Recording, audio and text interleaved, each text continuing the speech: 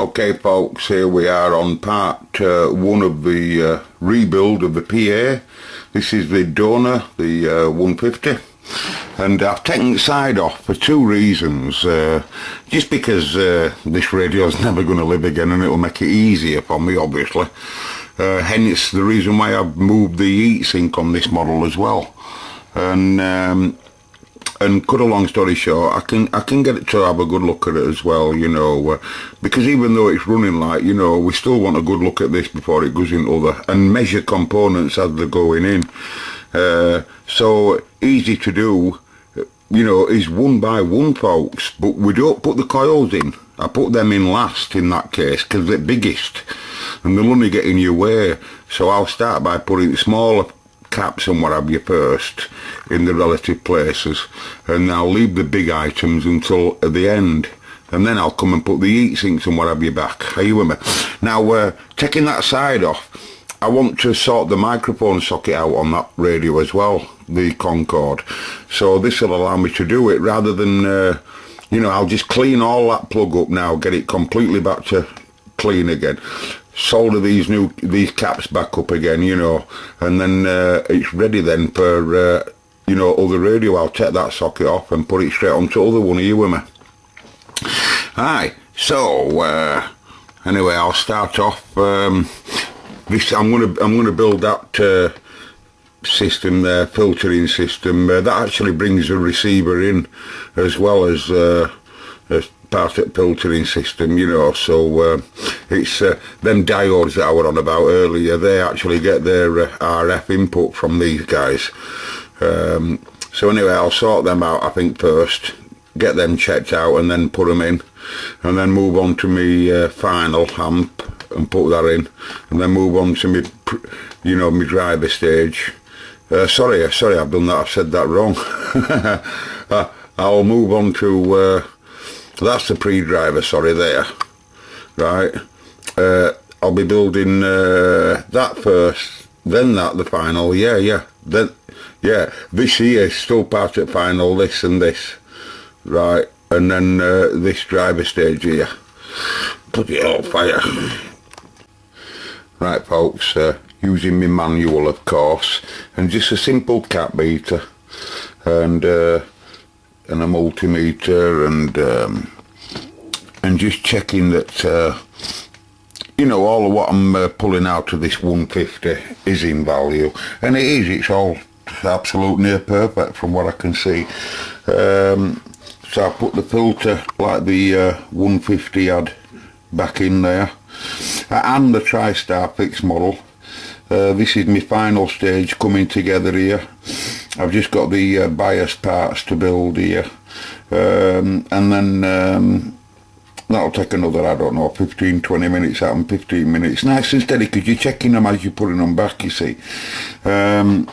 I'm not sure what this tranny's doing. I keep meaning to look it up exactly what he's doing, but I know I've had trouble with him before in radios, in cybernets, but anyway, all of what I put in looks excellent. I'm on about the coils, by the way. They look absolutely beauties, them that I put in. So I'm really chuffed with them. So we should give it another good burst of life, shouldn't it? You know, I mean, you know, to last for a good while again, if it's looked after. I'll only have it running at 5 watts, you see, AM and FM, and about 10, maybe 10 or 12 if it's running nice on SSB. We'll have to see how it goes, you know. But I'll be happy with 8 watts SSB if it's really, really nice sounding, you know. If I have to put it down to 8 to get it to sound as best I can, then so be it, but we'll set it at factory first. Anyway, I'm going to have a brew, so I'll catch you in a bit. Okay, folks, and another cup of tea later. Another cup of tea later, folks. We've now got the filter stage, the final stage, because this is backwards way round, and then the bias circuit of the final stage. All tested and all in place. We've just got that little bit to do now, but we just must have a cup of tea. I've told you, hobnobs and cups of teas. We ain't got no hobnobs today though, folks. We ain't got no crap biscuits. We've got no biscuits. Anyway, I'll catch you in a bit. Poor Cobra 150. Thank you. Thank you very much. Now then, according to paperwork and my mate Sean, I've yet to give it a good clean, but we have the TX strip there, and it's near completion now. And I think it was about 15 minutes on one stage and about 15 or 20 minutes on other until to rotate that long, honestly, because everything's cut at the same length. Now in this video, I'll show you the other side.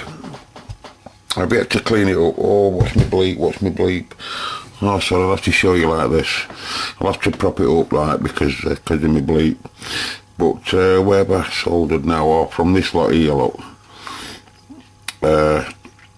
Right, so, but I've yet to, you'll notice that there's a good few pads yet that I haven't soldered, and that's because there's more, you know, it's like this pad here that's on the base. Have you noticed there's a resistor going from base to ground? You can just see it on, that's your right pin, your bottom right pin at tranny there, that's the base, going across the deck or across the emitter. Well, it'll be a resistor or something, but notice I've left that unsoldered, and that's because there's no need to solder it until tranny goes in, you know. Like a lot of these lugs that go around on the sides, you know, there's no need to. Now then, what I want to talk about is level like that, trying to get it like that when you've had to put all the parts in, right? I'm not saying budget build's, you know, brilliant, obviously far from it, but because if you don't like anything that you see in this video, by the way, folks, it's not me that's done it, it's Budget Bill. It's not me. You must have heard that Shaggy song, it's not me. Well, it's not me. I'm just holding camera right and doing the talking part. Budget Bill, who you've heard, he does it all. So if you vote to say please in this video, please talk to Budget Bill, please. And if you're talking to the Cobra man, that's me.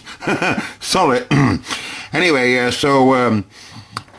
and how I do them, how I do that when I have to put them in and I'm putting second-handed parts in, because I like to use originals, you know. You still get it where it's an original radio then, isn't it? But what I like to do, first of all, I put my smaller parts in first, because there's nothing more therapeutical. Therapeutical's a new word, by the way. Therapeutic than building an RF stage.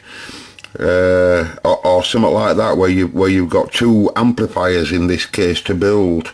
I like them. I'll tell you why at the end. I love amplifier RF amps. I love them.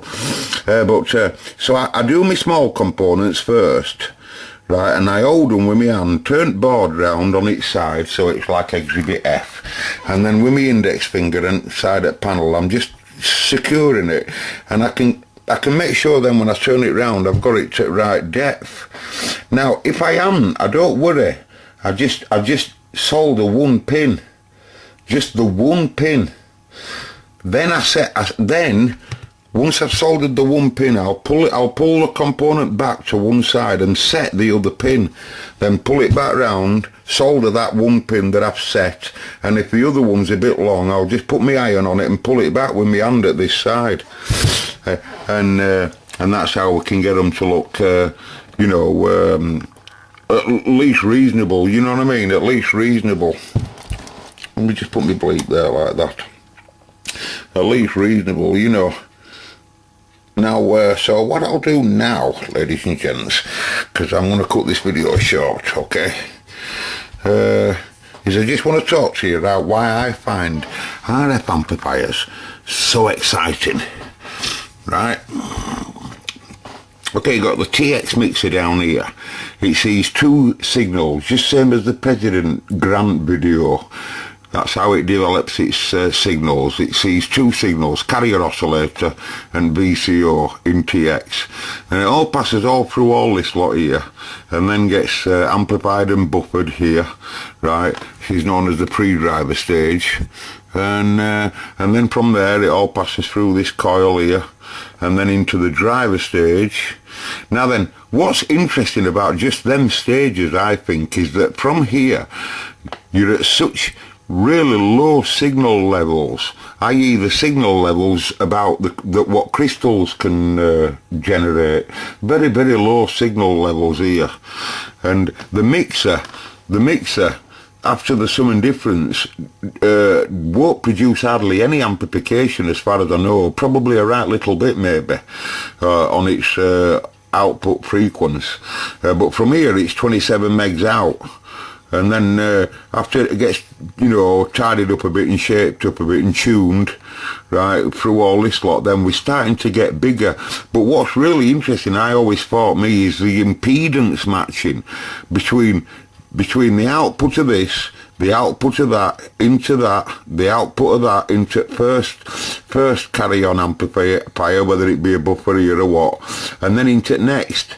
And now then, you all know about SWR, you guys, don't you? And you all know about matching your SWR in your aerial and getting your SWR right, because you know that otherwise all your antenna, all your radio would be getting upset, because you know that your radio here at this point is 50 ohm. You all know that. You know that your coax is 50 ohm. You know that your SWR meters are 50 ohm. You know that your linear, for example, is 50 ohm. Everything's 50 ohm when it's connecting to aerial for CB radio like that, right? Now, the exciting thing I always thought in RF amplifiers in CB radios is that right there, I can assure you, in that TX mixer, the output's certainly not 50 ohm. I'll bet you £100 on that. And then when it comes out of here, it won't be 50 ohm. And then when it comes out of them there, it won't be 50 ohm. And it won't be 50 ohm there. The impedances from here on in, this driver's type stage, or should I say pre-driver, is really unusual types of impedances. And that's what gets me when folks start changing capacitors and stuff like that. They don't realise that you've got your SWR matching between your transmitter and your aerial. Well, the engineer that designed this he's got matching as well between all of this lot at next stage. You think if there's too much RF coming out of here to go into this first tranny is being overdriven, right? This is just the same in audio amplifiers, just the same in RF amplifiers, right? You know, you want a nice steady amount of RF coming in here for him to produce a nice steady amount of RF out. You don't want to overwork him. We don't want to create distortion of any signal in any way. So the whole thing's set. The output of him is fixed by resistors, etc., to control the amount of stage gain he has and everything. On to the next one, same applies. You can look at it in a way like SWR in a way. It's SWR, if you like, between stages, but it's impedance matching. And it's all done by all the right resistors in the circuit. Each different one has a group, you know. So, what I love about RF amps, folks, is once you put it all back like that, and you get it all to what you think is right, and then you set it back up according to the book, it's right. All of these are suiting to each individual SWR, as I said.